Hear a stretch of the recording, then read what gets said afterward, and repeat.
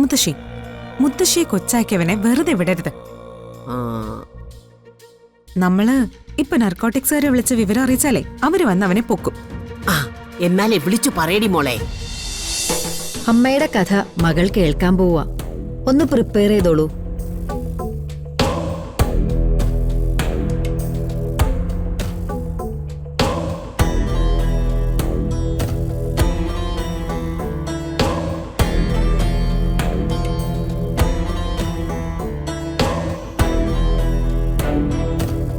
Hello.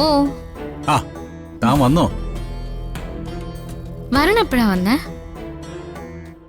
ഈ വണ്ടി ഇവിടെ കിടക്കാൻ തുടങ്ങിയിട്ട് കുറച്ചേരായല്ലോ. ഞാൻ വരുമ്പോ വരുൺ ഇവിടെ ഇല്ലായിരുന്നു.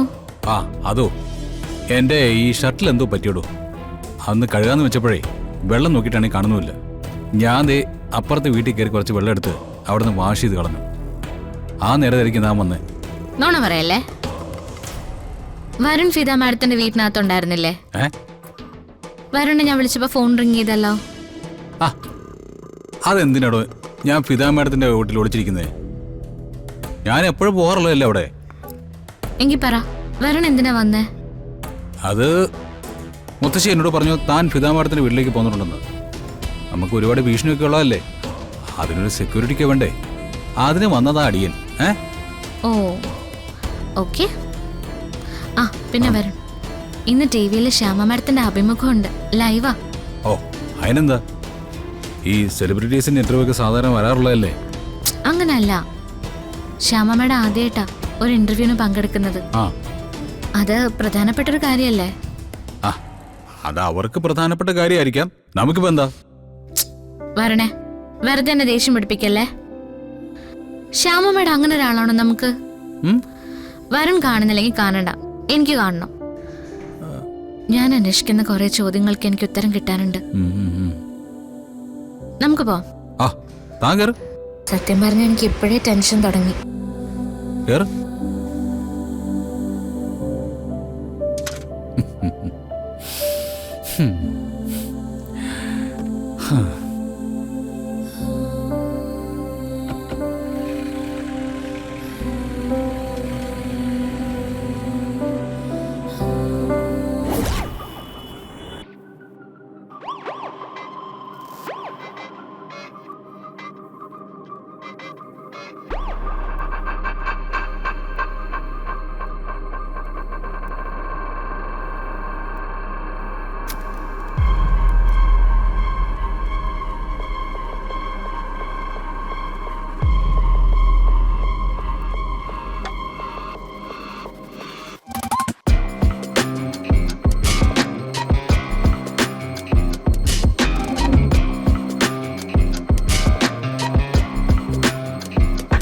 എടാ ശരത്തേ, ഇതേതാടാ ഈ വവ്വാല്? ഇവന് സിനിമയിൽ അഭിനയിക്കാൻ വന്നതാണോ?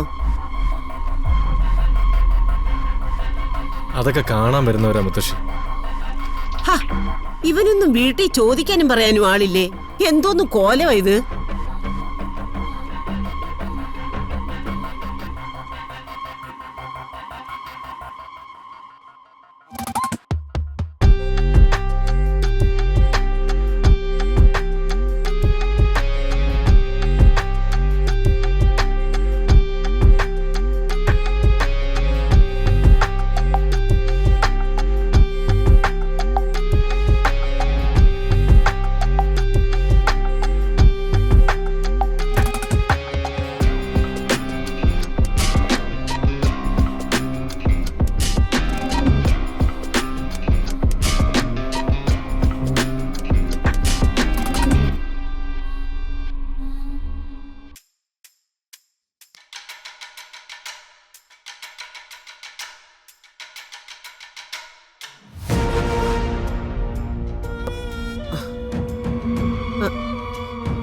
എടാ ശരത്തേ, ഇപ്പൊ വന്നുപോയവനുണ്ടല്ലോ, ആ ചായ കൊണ്ടുവരുന്ന പയ്യന്റെ കൈ എന്തോ കൊടുക്കുന്നത് കണ്ടല്ലോ.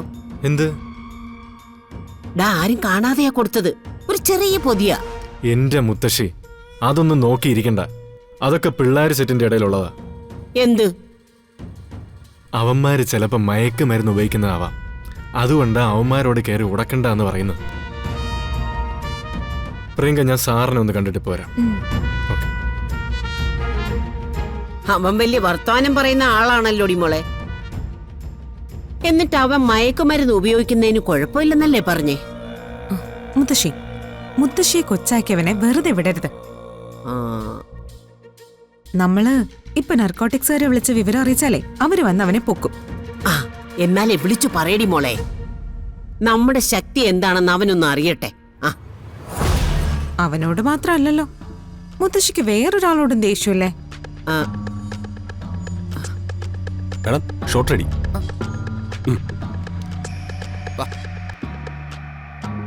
ദേ ആ പോണവളോട്.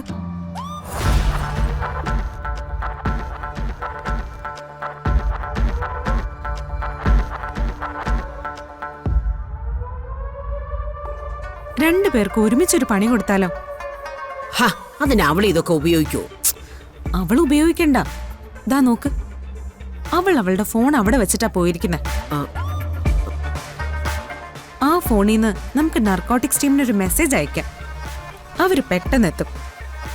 ഇനിയിപ്പൊ അവന്റെ കയ്യിൽ മയക്കുമരുന്ന് ഇല്ലെങ്കിലും ആ മെസ്സേജ് അയച്ചത് അവളല്ലേ, ആ. അവള് കുടുങ്ങും. ഉം. നീ കൊള്ളാമല്ലോടി. മുത്തശ്ശിയുടെ കൊച്ചുമോളല്ലേ, മോശാവാൻ പറ്റോ? മുത്തശ്ശി വാ.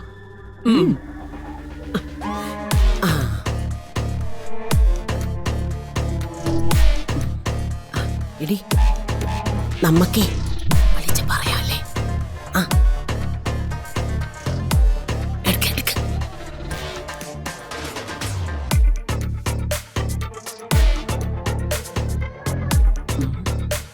ആ, വിളിക്ക്, വിളിക്ക്.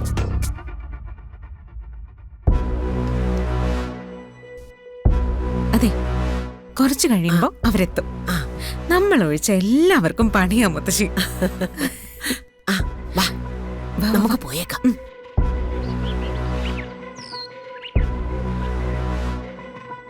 കൽപ്പനെ, എനിക്കുള്ളിലൊരു പേടി. എന്താ ചെറിയമ്മേ? ആ ശ്യാമമ്മയുടെ രാധികയും ഒരുപോലെ ഇരിക്കുന്നു എന്നുള്ള കാര്യത്തിൽ സംശയമൊന്നുമില്ലല്ലോ. ഇനിയിപ്പൊ അമ്മ പറയുന്നത് പോലെ അവള് ശ്യാമമ്മയുടെ മോള് തന്നെ ആയിരിക്കുമോ? പറയാൻ പറ്റില്ല. അവളുടെ കാര്യത്തിലാണെങ്കിൽ ഭാഗ്യം ഏത് വഴിക്കാ തലയിൽ വന്ന് കേറുകയെന്ന് ആർക്കും പറയാൻ പറ്റില്ല. ചെറിയും ഒന്നും മിണ്ടാതിരുന്നേ, അങ്ങനൊന്നും ഉണ്ടാവില്ല. നീ ഈ സിനിമയിലൊക്കെ കണ്ടിട്ടില്ലേ, എവിടെയോ കിടക്കുന്ന കൊച്ചുങ്ങള് സമൂഹത്തിലെ വമ്പന്മാരുടെ മക്കളാന്ന് പറയുന്നത് ഒരു സ്ഥിരം കാഴ്ചയാ. ഓ, അത് സിനിമയിലല്ലേ ചെറിയമ്മേ. ഇനി ആ കാര്യം പറഞ്ഞ് പേടിപ്പിക്കല്ലേ.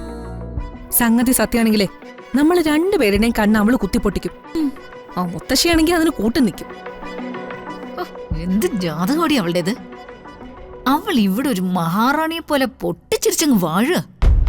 നമ്മളെ കൊണ്ടാണെങ്കിൽ ഒന്നിനും പറ്റുന്നില്ല.